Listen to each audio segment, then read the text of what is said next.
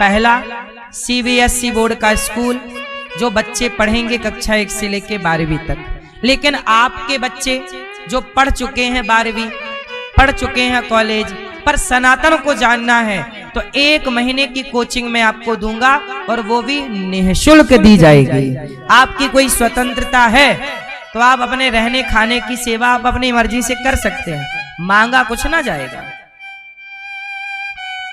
आपके बच्चों को 1 महीने में, 1 महीना मेरे पास रह गया आपका बच्चा, 1 महीने में वो अपने माता पिता का पुजारी बन जाएगा, सनातन को जान जाएगा। वो वैज्ञानिक बने, डॉक्टर बने, इंजीनियर बने, सब कुछ बने, लेकिन वो सब कुछ जाने पर सनातन को पहले जाने।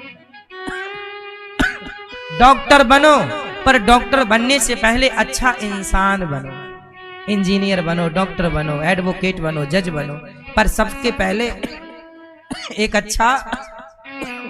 अच्छा इंसानियत पढ़ाऊंगा। आप ये कह लीजिए 1 महीने में मैं आपके बच्चों को क्या पढ़ाऊंगा? तो बताइए जो मैं सोच रहा हूं वो सही दिशा है कि गलत है? तो फिर आप उस सही में सहभागी बने। राम सेतु जब बना तो गिलहरी का योगदान था, तो गौरी गोपाल विद्यालय बनेगा तो आपका भी तो योगदान चाहिए। बिना आपके योगदान के वो विद्यालय कैसे होगा? और आप सबका सहयोग चाहिए, इसलिए आप सहभागी बने। ध्रुव जी महाराज भगवान को प्रणाम करते हैं, भगवान उनके हृदय में विराज गए। जब ध्रुव जी घर गए तो ध्रुव जी की वही सौतेली मां जिसने अपमान किया, वही सम्मान की थाली सजाकर, आरती सजाकर खड़ी है द्वार पर। ध्रुव जी आए, आरती उतार रही है। ध्रुव जी ने विवाह किया, ध्रुव जी राजा बने, ध्रुव जी ने राज्य संभाला। उनके भाई को यक्षों ने मारा, ध्रुव जी ने यक्षों को मारा, मनु जी ने समझाया, कुबेर जी ने भक्ति का वरदान दिया और मृत्यु के सिर पर पांव रखकर सशरीर ध्रुव जी भगवान के धाम चले गए। आज भी ध्रुव तारा बनकर चमक रहे हैं। भगवान की भक्ति की ताकत देखिए कि शरीर के सहित बैकुंठ गए हैं ध्रुव जी महाराज, सशरीर। इस धरती से जो जाता है वो शरीर छोड़कर जाता है, पर भक्ति की शक्ति देखिए कि ध्रुव जी शरीर के साथ गए, छोड़कर नहीं गए। हमारे यहां भगवान करें तो क्या नहीं हो सकता। ध्रुव जी के वंश में आगे चल करके प्रछु भगवान हुए, जिन्होंने 10,000 कान मांगे कथा सुनने के लिए। प्राचीन वरही को पुरंजनोपाख्यान की चर्चा। अब मैं यहाँ थोड़ा सा ज्ञान की बात आपको बताऊं, जो भागवत जी का मूल है, जो हर प्राणी को जान लेना चाहिए। कुछ ज्ञान की बातें हैं, मैं आपको बताना चाहता हूं, बहुत ध्यान से सुनिएगा, सावधान हो जाइएगा। मैया जा रही हो मेरी माँ? जा रही हो?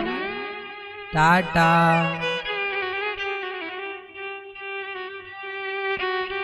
मैया काहे खड़ी हो मेरी माँ? बैठ जाओ। सुनो, अब मैं आपको जो बात बताने जा रहा हूं वो आपके जीवन की बात है, और ये ज्ञान सबको होना चाहिए जो मैं आपको देने जा रहा हूं। हर सनातनी के पास ये ज्ञान होना चाहिए। ये इसी को कहते हैं आत्मज्ञान। आपने सुना होगा ना, आत्मबोध। बुद्ध को क्या हो गया? गौतम बुद्ध को क्या हो गया? आत्मज्ञान हो गया। वो कौन सा ज्ञान था जो गौतम बुद्ध ने पा लिया? वो कौन सा ज्ञान था जो महावीर ने प्राप्त कर लिया? वो कौन सा ज्ञान था जो बड़े बड़े संत महापुरुष प्राप्त कर लेते हैं? कहो तो वही ज्ञान आपको दे दूं। सुनो, जो अब मैं आपको बताऊंगा वही आत्मज्ञान है, आत्मबोध है। लेकिन याद रखिएगा, आत्मबोध की पहले परिभाषा बता दूं आपको, फिर मैं आत्मबोध कराऊंगा। पहले परिभाषा सुनो। झूठ बोलना पाप है, नदी किनारे सांप है। किस किस को पता है कि झूठ बोलना पाप है? मतलब पता है। अब ये बताओ, आपको पता है कि झूठ बोलना पाप है, फिर भी आप झूठ बोलते हो कि नहीं? बोलो हाँ, झूठ बोलते हो ना। जब पता है कि झूठ बोलना पाप है तो क्यों झूठ बोलते हो? तो ज्ञान तो आपको है, पर उस ज्ञान को आपने जीवन में उतारा नहीं। तो जो उतारता नहीं है वह आत्मबोध नहीं कर सकता। जो ज्ञान है उसे जब हम जीवन में चरितार्थ कर लें तब व्यक्ति को आत्मबोध हो जाता है। चल करके उस ज्ञान, जो ज्ञान है उस पर चलो। अब मैं आपको देता हूं वह ज्ञान जो बहुत श्रेष्ठ है, जो पुरंजनोपाख्यान में नारद जी ने प्राचीन बरही को दिया। वही ज्ञान अब आप सुनिए मेरी मां। भरत जी ने राजा रहुगण को समझाया। भरत जी, यही ज्ञान प्रियव्रत जी, जिनका विवाह विश्वकर्मा की पुत्री से हुआ, फिर आग्नेत्र हुए, फिर अंग हुए, भगवान ऋषभदेव जी हुए, सबसे बड़े भरत हुए। भरत जी ने सबसे मन हटाया, पर एक मृग में मन मरते समय लग गया। उन्हें मृग बन के जाना पड़ा, पर मृग का शरीर छोड़ा, तीसरा शरीर पाया, मनुष्य का, नाम पड़ा जड़ भरत। तब उन्होंने राजा रहुगण को उपदेश किया। अब वो सारी ज्ञान की बात सुनाता हूं, सुनो। चलो, अच्छा एक बात बताओ, आप लोग मरोगे कि नहीं मरोगे? यहां से शुरू करें।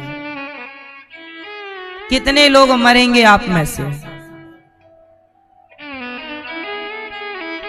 मरोगे हाँ या ना? हाँ, चलो अब यहीं से शुरू करते हैं।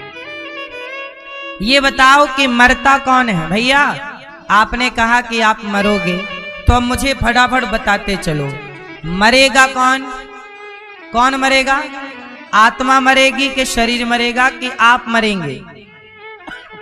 तीन चीज हो गई, आप हो गए, आत्मा हो गई और शरीर हो गया। तो आप, आत्मा, शरीर, तीनों में कौन मरेगा?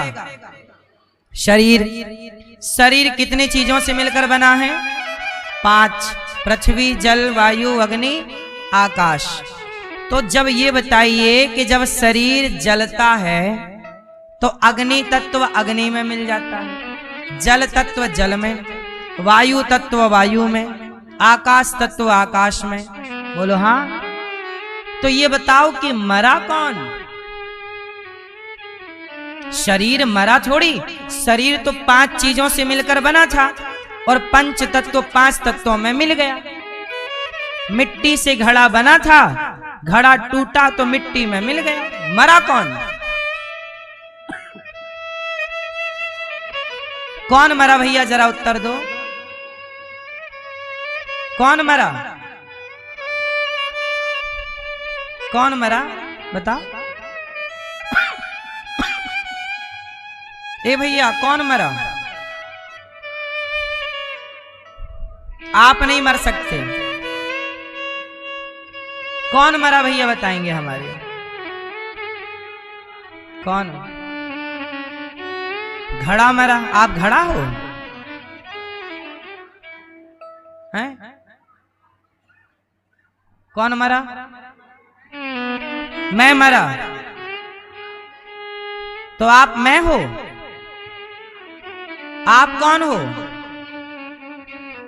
शरीर। तो शरीर तो चिता पे जल गया और जला तो 5 में मिल गया। मरा कौन?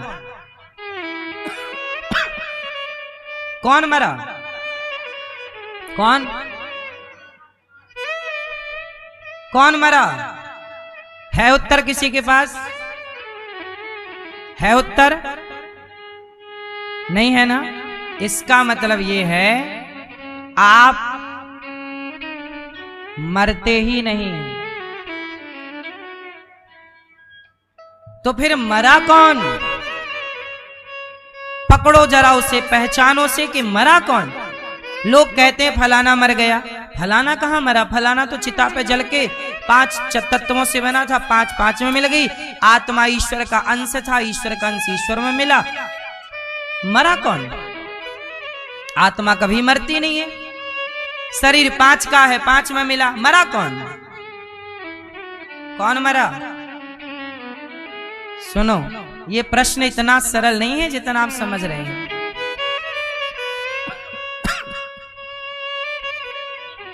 सच्चाई ये है कि कोई मरता ही नहीं है। मरा कौन? आओ बताते हैं। बताओ, मिट्टी सत्य है कि घड़ा सत्य है? किसकी सत्ता है? मिट्टी की सत्ता है। क्या घड़े की कोई सत्ता है? घड़ा की कोई सत्ता नहीं। लेकिन व्यवहार में क्या बोला गया? भाई साहब एक घड़ा दे दो, कुम्हार भैया एक घड़ा दे दो। बोला गया घड़ा, पर घड़ा तो वहां है ही नहीं। वहां प्रेजेंट में है कौन? मिट्टी। घड़ा कभी किसी को मिला ही नहीं। जिसे भी मिली तो मिट्टी मिली, उस मिट्टी को घड़ा समझ लिया।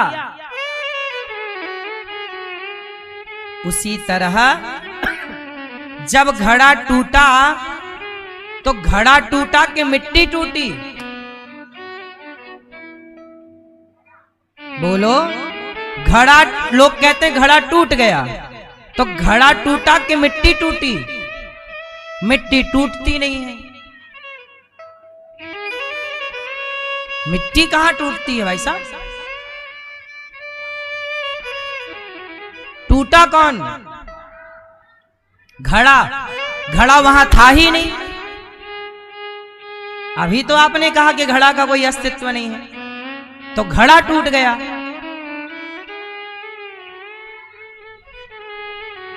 सुनो,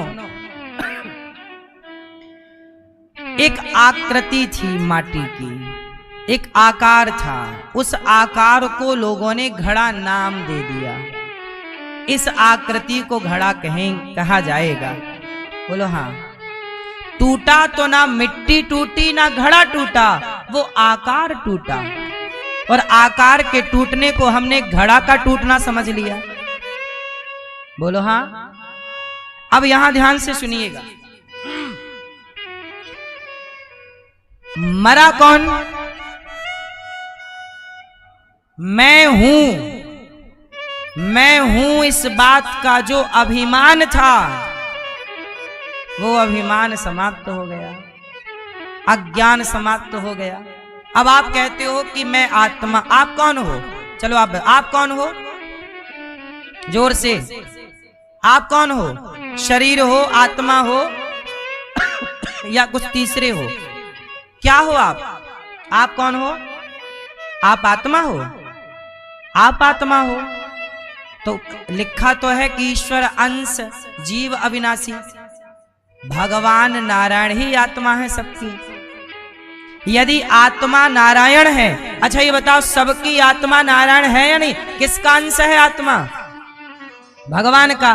तो आत्मा आप हो कि नारायण की है?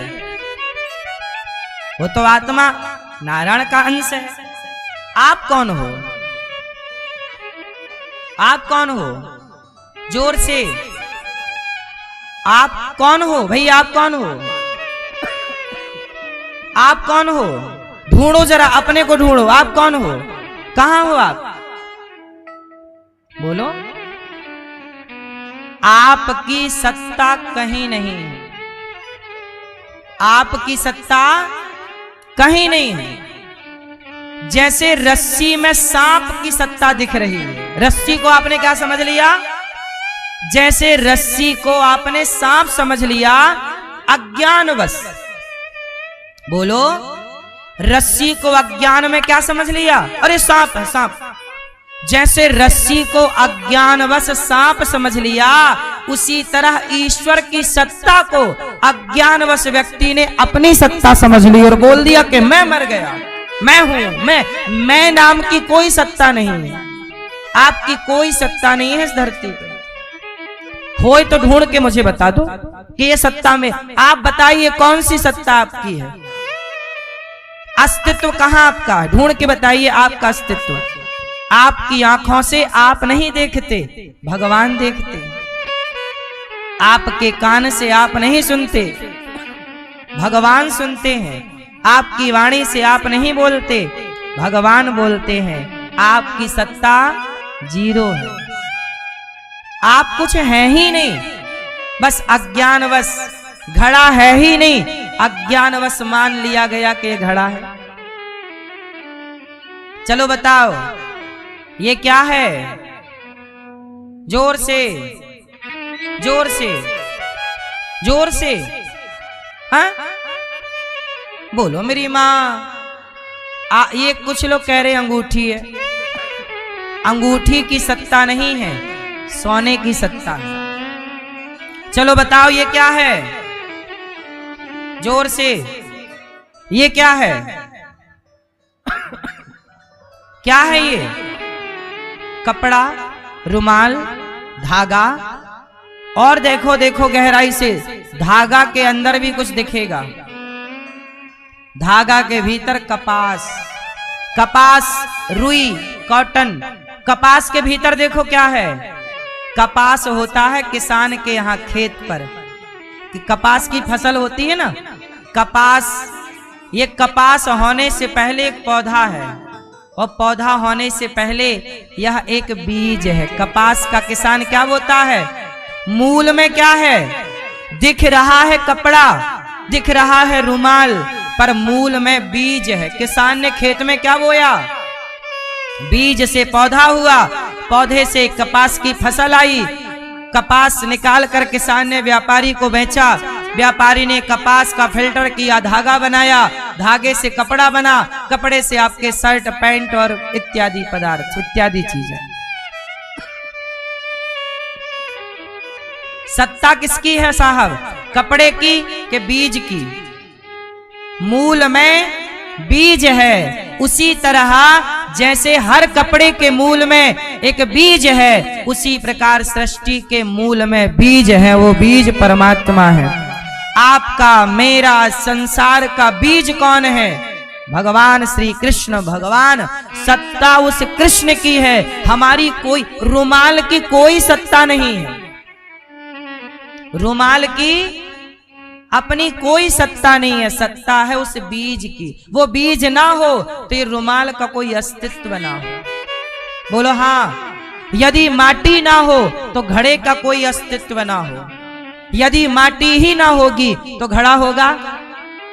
सोना ही ना होगा तो अंगूठी क्या होगी?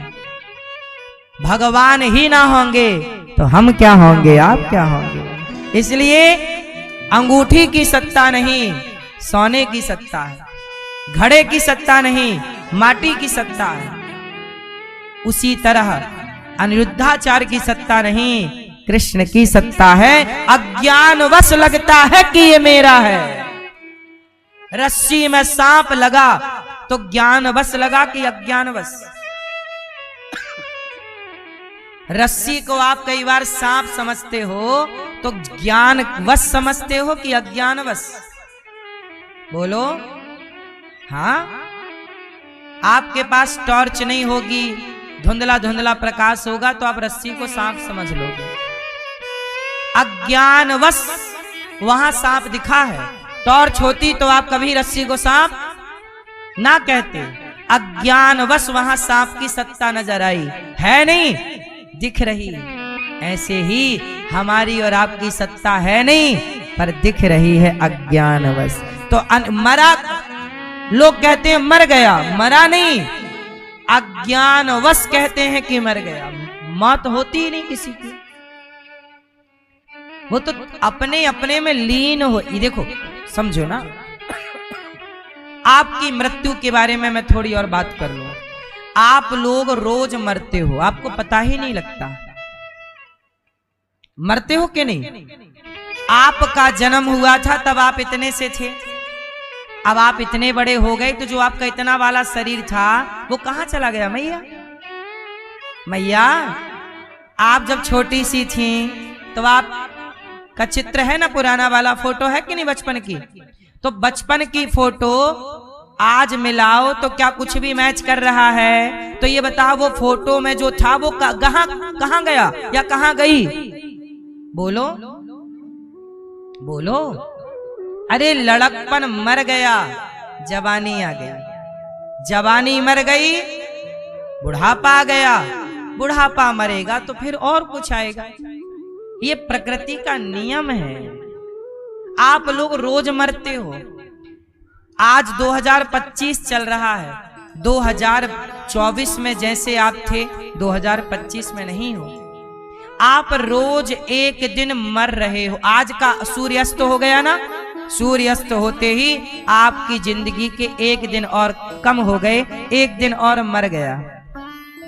आप एक दिन और मर गए, कल का दिन डूबते ही एक दिन और मर जाओगे। ऐसे करते करते 365 दिन मर गए, मतलब आप 1 साल मर गए, फिर आप 2 साल मर गए, 3 साल मर गए। ऐसे करते करते आपका 90वां साल आएगा, फाइनली आप टपक जाओगे। बोलो हाँ। आप मर रोज रहे हैं, परिवर्तन रोज आपके शरीर में कितने सेल बनते हैं और कितने समाप्त हो जाते हैं। जितनी देर में मैं आपसे बात कर रहा हूं ना, आपके शरीर में इतनी देर में कितने सेल बन रहे होंगे नए, वो पुराने सेल। ये प्रकृति का, जब आप बिस्तर पर सोते हो ना, उस समय भी शरीर में काम चलता रहता है। आपको पता है, आपका शरीर उस समय भी काम करता है जब आप सोते हैं। बोलो हाँ। दिल धड़कता रहता है जब आप सोते हैं, शरीर में सेल बनते रहते हैं, बिगड़ते रहते हैं, पेट अपना काम करता रहता, पेट में जो खाया पिया होगा वो पचाता रहेगा। भले आप सो रहे हैं पर पेट पचा रहा है। बोलो हाँ। तो लय, सृष्टि, उत्पन्न, पालन, संहार, ये तो हर सेकंड ये चल रहा है। हर सेकंड उत्पत्ति हो रही है, हर सेकंड पालन हो रहा है और हर सेकंड संहार हो रहा है। पर वो संहार इतना सूक्ष्म है परमात्मा का कि वो दिखता नहीं। और जब फाइनल संहार होता है तो आप उसे मृत्यु कह देते हैं। अज्ञान, मर गया, मरा नहीं है। वो जहां से आया था जहां से आया है वहां वापसी चला गया। उसे आप लोगों ने कह दिया मर गया। मरता नहीं है कोई, सब अपने घर वापस चले जाते हैं। जाता नहीं कोई दुनिया से दूर चल के, मिलते हैं सब यहीं पर कपड़े बदल बदल के। कपड़े बदल बदल के मतलब वासांसी जीर्णानि यथा विहाया। ये आज हमने ये कपड़ा पहना है, कल दूसरा कपड़ा, मरेंगे और आपकी भाषा में मरेंगे, दूसरा कपड़ा, दूसरी योनि, दूसरा शरीर, फिर वो शरीर छोड़ा तीसरा, फिर वो शरीर छोड़ा चौथा। कुत्ता बिल्ली ना, 84 लाख शरीर है, 84 लाख कपड़े हैं, 84 लाख ड्रेस है, और 84 लाख ड्रेस पहनती है आत्मा। बोलो हाँ। और इस आत्मा के साथ एक और है सूक्ष्म शरीर, जो वो अपनी यादें समेटते रहता है। वही अज्ञान, सूक्ष्म शरीर का काम क्या है? अज्ञान समेटना, और वही अज्ञान लेके मर जाता है। आप लोग कहते हो ये मेरा है, ये मेरा है। अब ये बताओ, आप लोग ज्ञान के कारण कहते हो ये मेरा है, ये मेरा है, या अज्ञान के कारण कहते हो ये मेरा है, ये मेरा है? बोलो। आपका अज्ञान कहलाता है कि ये मेरा है, ये मेरा है। अज्ञान मिटेगा और जब ज्ञान आएगा तो आप कभी नहीं कहोगे कि बेटा मेरा है, बेटी मेरी है, परिवार मेरा। जब ज्ञान आएगा तो आप कहो गोविंद मेरा है, गोपाल मेरा, कृष्ण मेरे हैं, भगवान मेरे, मेरे तो गिरधर गोपाल। जब ज्ञान आएगा तो आप ये कहोगे भगवान मेरे हैं। अज्ञान है इसलिए कहते हो बेटा मेरा, बेटी मेरी, परिवार मेरा।